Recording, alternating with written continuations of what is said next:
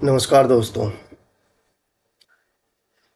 आज का टॉपिक है हमारा इनकम जनरेट करने का, पार्ट टाइम इनकम। आपको भी पता है कि आज के डेट में अगर आप जॉब कर रहे हो तो एक इनकम के सोर्स से आपकी फैमिली एक स्टैंडर्ड ऑफ लिविंग लाइफ नहीं जी सकती है। उनको थोड़ा बहुत कंप्रोमाइज़ भी करना पड़ेगा। बट ये अच्छा नहीं लगता कि फैमिली कंप्रोमाइज़ करे। तो इसके लिए अगर आपको पार्ट टाइम इनकम जनरेट करते हो, कहीं और से कोई और सोर्स है, दो तीन सोर्स आपने रख रखा है, या सैलरी के अलावा अगर आपका अदर सोर्स से इनकम आ रहा है, आप रेंट से आ रहा है, कोई भी चीज़ों से आ रहा है, तो फिर तो ठीक है ऑलवेल है। अगर आपके पास ऐसा कोई सोर्स नहीं है तो आपके लिए मैं एक अच्छा सा सुझाव दूंगा कि अगर आपका सर्कल अच्छा है, रेफरेंस अच्छी है, सोसाइटी में आपकी जान पहचान अच्छी है, तो आप एलआईसी का एजेंट भी बन सकते हैं। और इसमें एलआईसी के एजेंट में ना फर्स्ट ईयर का प्रीमियम ठीक ठाक होता है, लगभग 25-30 तक चला जाता है। मतलब 20 तो मिनिमम ही होता है फर्स्ट ईयर का प्रीमियम, जितना का आप प्रीमियम जाएगा सामने वाले बंदे की, उसका 20% आपके पास आएगा फर्स्ट ईयर का प्रीमियम। उसके बाद कम होते जाता है, लगभग 5-7% के करीब आ जाता है 2-3 साल बाद। बट फिर भी पार्ट टाइम इनकम ठीक आ जाता है। तो इसके लिए आपको कुछ ज़्यादा नहीं करना है। इसके लिए आपको एक एग्ज़ाम होता है एलआईसी एजेंट का, तो उसका प्रिपेयर के रिगार्डिंग मैंने आपको ये वीडियो बना रहा हूँ। और उसमें लगभग उसमें 50 क्वेश्चंस आते हैं, और उसमें कोई नेगेटिव मार्किंग नहीं होता। वो बिल्कुल मतलब इजी वे होता है उसका एग्ज़ाम। आपको अगर आंख बंद करके भी सारे ऑप्शन लगाते जाओगे ये करके, तो आपको 8-10 नंबर आ जाएंगे, आराम से आ जाएंगे, कोई दिक्कत नहीं है। क्योंकि टोटल 50 नंबर के होते हैं, 4 ऑप्शन होते हैं, तो वो चीज़ें है।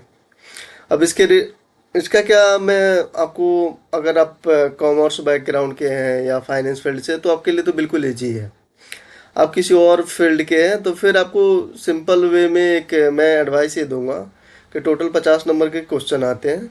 उसमें आपको क्या करना है कि 1 से लेके 50 तक के बीच में आपको जितनी क्वेश्चन लगता है कि हाँ ये मेरे को आता है, आप उसको टिक कर लो। उसके बाद आप सिंपल वे में एक सेलेक्ट करना ऑप्शन। अगर आपने ए सेलेक्ट किया है, बी सेलेक्ट किया, तो सब पे ए लगाते जाना, बी भी लगाते जाना। ये तो वो है अगर आपकी थोड़ी सी वीक हो तो आप ये ऑप्शन आजमाना। अदरवाइज आप हल्का भी पढ़ने में ठीक हो तो फिर तो कोई दिक्कत ही नहीं है। क्योंकि आपको मैं सीधे सीधे बता देता हूँ, जो भी एलआईसी के एजेंट के रिगार्डिंग एग्जाम होते हैं उसमें बिल्कुल सिंपल सिंपल क्वेश्चन आते हैं, जो आपके आसपास में ही आप देख रहे होगे कि पॉलिसी आपके लिए कैसे बेनिफिट है। पॉलिसी इस तरह से बेनिफिट है कि पॉलिसी आपके रिस्क को ट्रांसफ़र कर देता है। फ्यूचर में होने वाले रिस्कों का जो बर्डन है वो पॉलिसी के रूप में दूसरे पे ट्रांसफ़र हो जाता है। तो वो चीज़ें होता है। इसके लिए आप एक अमाउंट देते हो जिसको प्रीमियम बोला जाता है। यही सारी क्वेश्चन आएगा, कितना पॉलिसी से रिगार्डिंग किसके कब पॉलिसी नीड होती है। और इसमें एक आपको क्वेश्चन एक और आता है, खास करके सरेंडर वैल्यू क्या होता है। सरेंडर वैल्यू ये होता है कि जो सामने वाला बीच में ही अपनी जितनी अमाउंट है उसको सरेंडर कर दिया, उसको त्याग कर दिया, क्या हम यहाँ पे अपना वो कर रहे हैं, पूरा सरेंडर वैल्यू कर रहे हैं, जितना बनता है वो हमारे को देता हूँ। और तीसरा ये आता है इस चीज़ के रिगार्डिंग एक टर्म इंश्योरेंस आता है। टर्म इंश्योरेंस बेसिकली वो होता है कि जिसमें सामने वाला जो भी बंदा है वो, भगवान न करे ऐसा हो, बट वो डेथ हो जाता है, तो उस केस में उसको, अगर उसने टर्म इंश्योरेंस ले रखा, तो उसको एक फिक्स अमाउंट मिल जाएगा। तो ये चीज़ें आपको क्वेश्चन में आते हैं। मैं आपको कुछ सिंपल में कुछ क्वेश्चन भी दिखा देता हूँ, और इसका प्रिपरेशन कैसे करना है ये भी आप देख लो एक बार। आज मैं भी गया था, मैं भी सोचा यार थोड़ा सा, यार देख लेते हैं, एक थोड़ा सा पार्ट टाइम काम मैं भी देख लेता हूँ घूमते फिरते। तो फिर मैं चला गया। परसों मैंने एग्ज़ाम के लिए भरा हुआ था, तो फिर मेरे को एग्ज़ाम सेंटर यही बगल में ही दे दिया, डिस्ट्रिक्ट सेंटर के पास में। फिर मैं गया एग्ज़ाम देने के लिए, और उसमें बिल्कुल सिंपल थे। उसमें 15 नंबर लाने होते 50 में। मेरा वैसे 25 आया, 50%, ठीक है, कोई नहीं, पास हो गया। तो वो चीज़ें हैं। अब मैं आपको क्वेश्चन दिखा देता हूँ, कुछ क्वेश्चन का आइडिया। इसमें देखिए, इसमें टोटल 4 ऑप्शन होते हैं और इसी टाइप के क्वेश्चन आंसर आते हैं। इनमें से कौन सा विकल्प भारतीय बीमा उद्योग के नियामक संस्था है? भारतीय बीमा प्राधिकरण, भारतीय बीमा विनियामक एवं विकास प्राधिकरण, भारतीय जीवन बीमा निगम, भारतीय साधारण बीमा निगम। तो इसमें भारतीय बीमा विनियामक एवं विकास प्राधिकरण होगा। आपको उसमें ना इंग्लिश और हिंदी दोनों का ऑप्शन मिलेगा। आप वहाँ पे हर क्वेश्चन पे इंग्लिश हिंदी दोनों रहते हैं, तो आपको जो अच्छा लगेगा वहाँ पे आप एग्जाम आराम से दे सकते हो। आपको पहले ही बताया था, देखो किस टाइप के क्वेश्चन होंगे। इसमें लिखा है बीमा का परिचय में इनमें से क्या जोखिम का द्वितीय भार है? तो कारोबार में रुकावट की कीमत, क्षतिग्रस्त सामान की कीमत, भविष्य में होने वाले संभावित नुकसानों की भरपाई करने के प्रावधान के तौर पर रिजर्व अलग करके रखना, हार्ट अटैक के कारण अस्पताल में भर्ती होना। ऑप्शन नंबर सी है, भविष्य में होने वाले संभावित नुकसानों की भरपाई करने के प्रावधान के रूप में रिजर्व का अलग के रूप में रखना। तो इसमें आपको भी पता है कि जो भी हम पॉलिसी कराते हैं उसका एक अमाउंट हम अलग से उनको प्रीमियम के तौर पे करते हैं, ताकि हमारी जितनी नुकसान हो उसके लिए हम एक रिजर्व रखते हैं जो कि प्रीमियम के रूप में जाता है। तो ये क्वेश्चन है। ऐसे ही आपको 50 क्वेश्चन होंगे। बीमा का इनमें से क्या जोखिम ट्रांसफ़र का एक तरीका है? आपको बताया था जो बीमा होता है, जो इंश्योरेंस होता है, वो जोखिम को ट्रांसफ़र कर देता है। बीमा का परिचय, इनमें से किन परिस्थितियों में बीमा की ज़रूरत होगी? परिवार के एकमात्र कमाऊ व्यक्ति की अकाल मृत्यु हो सकती है, कोई व्यक्ति अपना बटुआ खो सकता है, शेयर की कीमतों में भारी गिरावट आ सकती है, सामान टूट फूट के कारण कोई मकान अपने मूल्य खो सकता है। सिंपल। परिवार में अगर कोई एक बंदा है कमाने वाला, तो या जो भी बंदे दो ही क्यों ना एक है, तो उसके लिए तो बीमा नीडी ही है, क्योंकि भगवान न करे कुछ हो जाए, अगर कुछ हो जाता तो पॉलिसी के रूप में तो उसके फैमिली को तो मिलेगा ना। सिंपल कॉमन सेंस वाली बातें यहाँ पे। इनमें से कौन सी बीमा योजना भारत सरकार द्वारा प्रायोजित है? पीएम जन आरोग्य योजना, पीएम फसल बीमा योजना, पीएम सुरक्षा बीमा योजना। सारी चीज़ें इसमें से सही वो है, तो उपरोक्त सभी लगा देंगे। इनमें से कौन सा विकल्प है बीमा योग्य जोखिम को नहीं दर्शाता है? आग का भी इंश्योरेंस होता है, चोरी के सामान का तो नहीं होता भाई चोरी का होता है, जहाज पलट जाने के कारण सामानों का नुकसान, तो इसमें चोरी के सामान। सिंपल।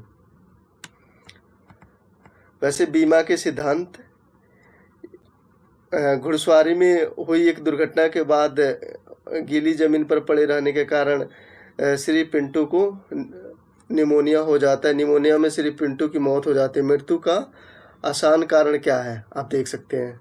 सिंपल, निमोनिया है, घोड़सवारी में दुर्घटना है, बदकिस्मती। यहाँ पे लिखा हुआ है घुड़सवारी में हुई दुर्घटना, तो सिंपल घुड़सवारी में हुई दुर्घटना। इनमें से क्या जबरदस्ती दबाव का एक उदाहरण है? रमेश फाइन प्रिंट की जानकारी के बिना अनुबंध पर हस्ताक्षर करता है। रमेश महेश को धमकी देता है कि अनुबंध पर हस्ताक्षर नहीं करने पर उसे मार डालेगा। रमेश महेश से अनुबंध का हस्ताक्षर करने के लिए अपने पेशेवर स्थिति का इस्तेमाल करता है। रमेश महेश से अनुबंध पर हस्ताक्षर कराने के लिए झूठी जानकारी देता है। सिंपल, इसमें ये वाला ऑप्शन है, रमेश मोहन को धमकी देता है। आपको क्या करना है ना, आपको एक चीज़ और कॉमन सेंस सोचना है कि 4 ऑप्शन आ रहे हैं ना, तो इसमें से क्या है कि 3 एक कैटेगरी टाइप दिखेंगे। एक ऑप्शन ऐसा रहेगा कि जो अलग रहेगा। अगर आपको समझ नहीं आता तो अलग वाले ऑप्शन को आप टिक लगा देना, ज़्यादातर उसे ही मिलेंगे। तो ये चीज़ें, इसमें टोटल 50 क्वेश्चन है, जो कि मैं अपने उसमें अपलोड भी कर दूंगा आपको, और आप एक बार देख भी सकते हो। और इसका आपको बिल्कुल ही ये हो के सिक्योर जो होके जाना है कि हाँ मेरे को एग्ज़ाम, अगर आपको चूज करना है कि नहीं मेरा पार्ट टाइम काम नहीं, मेरे को फुल टाइम काम है, तो आपको प्रिपरेशन के रिगार्डिंग ना आपको मैं एक चीज़ दिखा देता हूँ। ये थोड़ा सा आप पढ़ लेना, मैं आपको अटैच भी कर दूंगा उसमें। LIC एजेंट जो इसका प्रिपरेशन कंटेंट है, ये देख लेना। History and importance of LIC of India, ये देख लेना कि LIC की स्थापना कब हुई थी, इसकी हिस्ट्री क्या है, पढ़ लेना। मतलब 2 घंटा अगर आप प्रॉपर प्रिपेयर कर लोगे तो वो आपका आराम से हो जाएगा, चाहे आप पढ़े हो या कम मतलब हो, नहीं ज़्यादा पढ़े लिखे, फिर भी आपका हो जाएगा। सारी चीज़ें आपको यहाँ पे देख लोगे। LIC एक trusty brand insurance, role of LIC agent की क्या है सोसाइटी में, इसकी एलिजिबिलिटी क्या है, IRD एग्ज़ाम प्रिपरेशन क्या है, इसका सिलेबस, ये सारी चीज़ें, टिप्स ऑफ प्रिपरेशन क्या है। तो इतना हार्ड एंड फास्ट नहीं होता। और यहाँ पे भी देख सकते हो आप LIC प्रोडक्ट नॉलेज के बारे में, टर्म इंश्योरेंस आपको बताया था, एंडोमेंट प्लान्स बताया था हमने, वो आप देख सकते हो मेरे नेक्स्ट वीडियो में। मनी बैक प्लान्स भी है, सारे यूलिप है, ये भी फुल फॉर्म आपको आ जाता है कभी कभी, यूलिप का फुल फॉर्म क्या है, यूनिट लिंक्ड इंश्योरेंस प्लान। ये सारी चीज़ें आपको बिल्कुल ही सिक्योर, अगर आपका फुल टाइम है तो आप तो सीरियस होकर एग्ज़ाम दे सकते हो, बट आपको बिल्कुल कॉमन सेंस अपना माइंड स्ट्रेस फ्री होकर जाना और एग्ज़ाम देना, आराम से निकल जाएगा। ओके ओके, धन्यवाद।